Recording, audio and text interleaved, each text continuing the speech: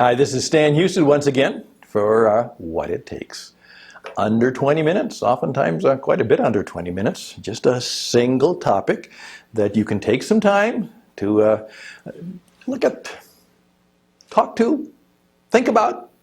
Little tutorial, which you can respond to in some way and perhaps even ask for help, that will help you figure out what it takes to be world-class as a business leader and as an entrepreneur, dealing with the life and business projects that are before you.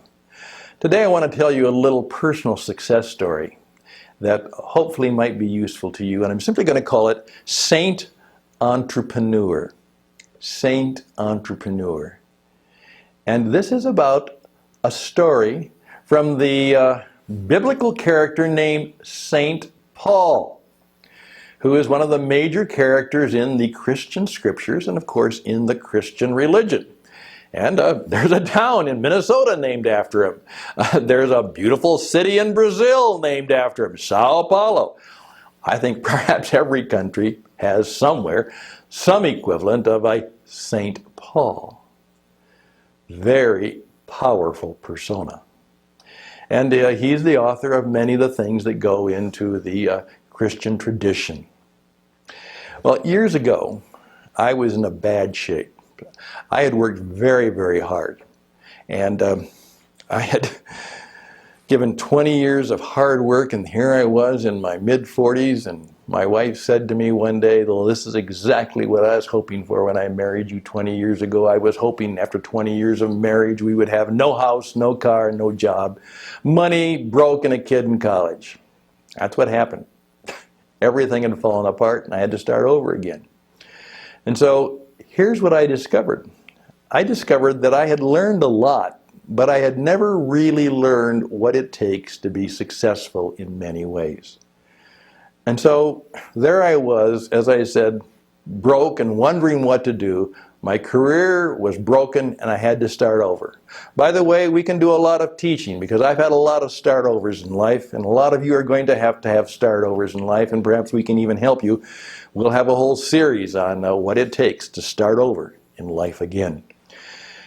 Well, I looked around and I spent hours, days, months, maybe even years reading and teaching at the same time, trying to make a living, trying to figure out what it takes to be successful.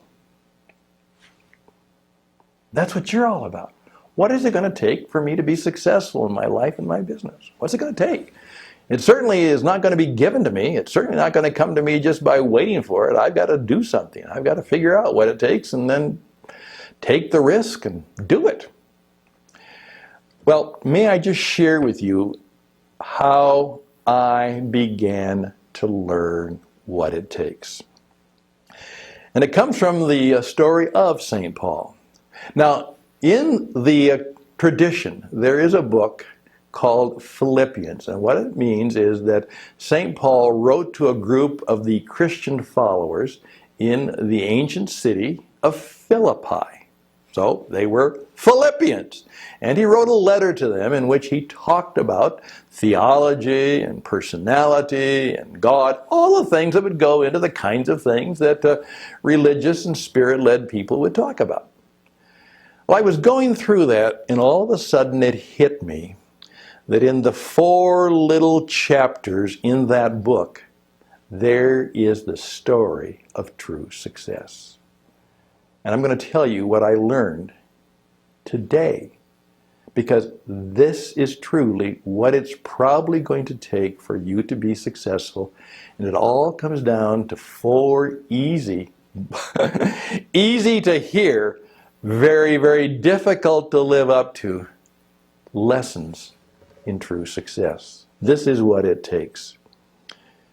In chapter 1, St. Paul begins his little memo, his little leadership memo by saying, I give thanks upon every remembrance of you. Great line. He does that quite often. I give thanks when I remember you. Do you know how wonderful it sounds to have someone say that they're thankful for you? Start doing that. I'm thankful for you. I'm grateful for you. Thank you. I give thanks every time I think of you? I sometimes say that to people. It's remarkable the response I get. The first key to success, no matter what you do and no matter what has happened to you, is you seek to find how you can be thankful and grateful.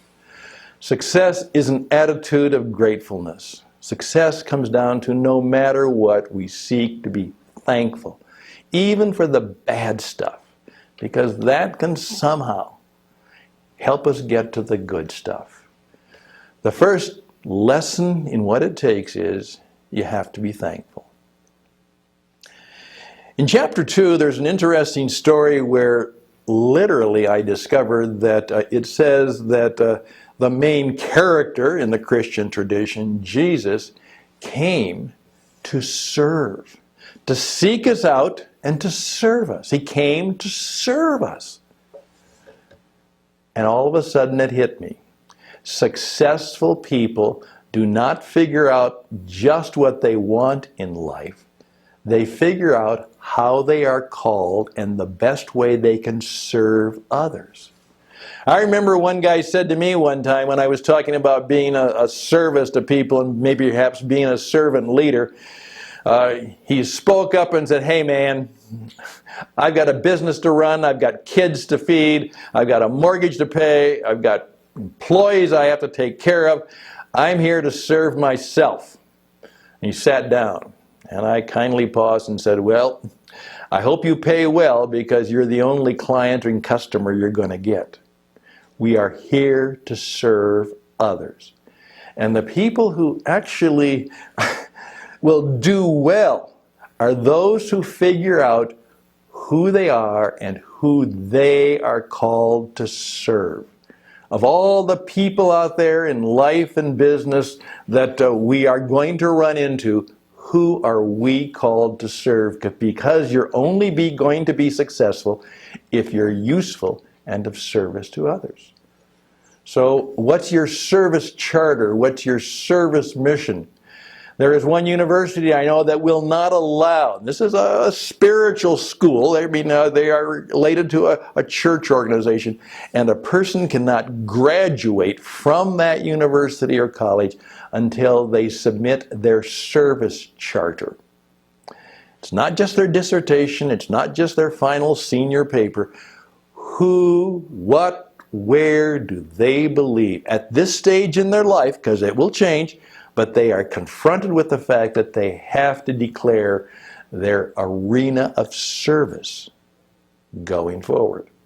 And until you do that, you can't get your diploma. I think every university, every college should do that.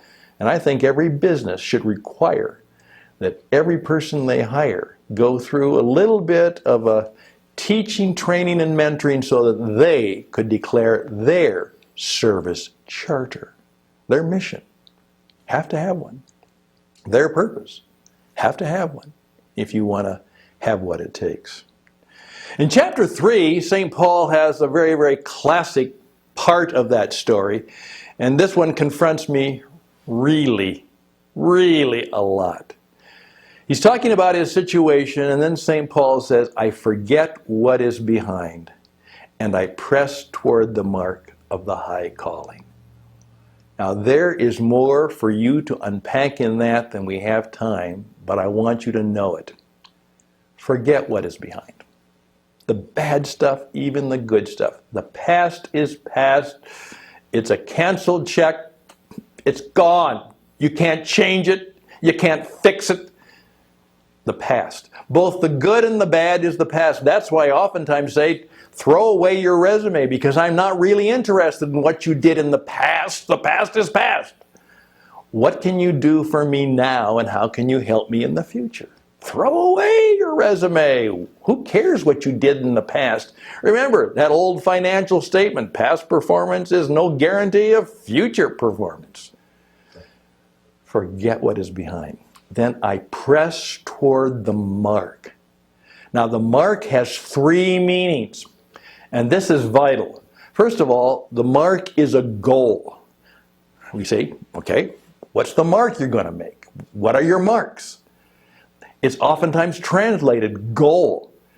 3% of the population know who they are and the goals they have, and they write them down. What are the goals you have?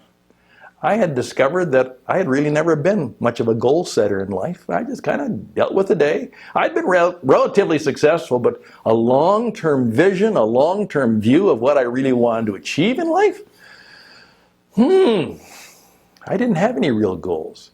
So St. Paul says, okay, what are your marks? What are the goals you're seeking to achieve? Then that came to me also, the word trademark. Now, a trademark is how you are unique and distinct. What's your trademark? What makes you unique and distinct and different? Wow, that would be good to know. Your trademark. And then number 3, we oftentimes say he made his mark. He left his mark. How will people be affected by what you do? What mark did you make? How were things different? He made his mark. There's a line from an old mentor of mine who said, you know what? Most people just leave a blur. They leave a smudge, while the really successful people leave a mark. Wow. So here we go again. Number 1, are you thankful? An attitude of gratitude, no matter what. Number 2, can you really identify who are the people you're called to serve? What service are you made for? What service are you called to bring to the world? You know, you are here to serve others. In fact, one of my mentors has this great line. He says, you have only one entitlement in life, and you know what it is? You are entitled to serve others. That's it. Everything else is gift, grace, or good fortune. One entitlement. Serve others. That's what you're entitled to. Nothing else. All right. What are the goals? Your marks. What's your trademark? Makes you unique and distinct and different. How are people going to be different and change because you made your mark and left marks in the situation that you were in? Is that clear to you? Well, you're going to have to work those 3 marks. And then beyond that, there's some high calling, some purpose in it all. St. Paul said, you know, I have a God-given high call. That's what I'm going for. Do you have a God-given high call? Do you have any high call? Or are you just going to try and deal with the day, and then when you're dead, you're dead? Just thought I'd ask. In chapter 4, St. Paul has a very interesting statement. He says this. He said, whatsoever is good, pure, and noble. All of the good stuff. Fill your mind with that stuff. Years ago, Earl Nightingale said the secret of success is quite simple. Is what you think about, you become. That's not just Earl Nightingale. That's not just the secret. That is spiritual wisdom from on high for all mankind for all time.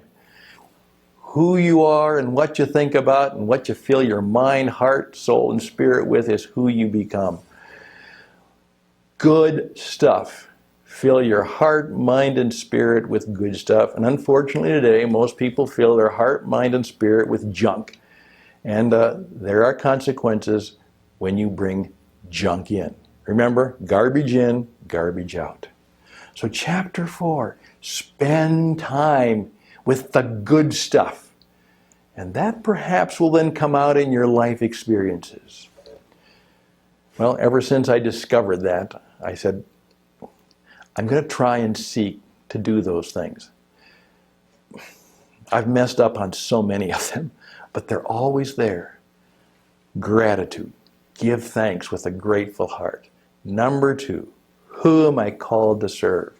What are the marks I'm trying to make? What is the trademark that I'm trying to put into the marketplace? How are people going to be different because I brought good things into their life?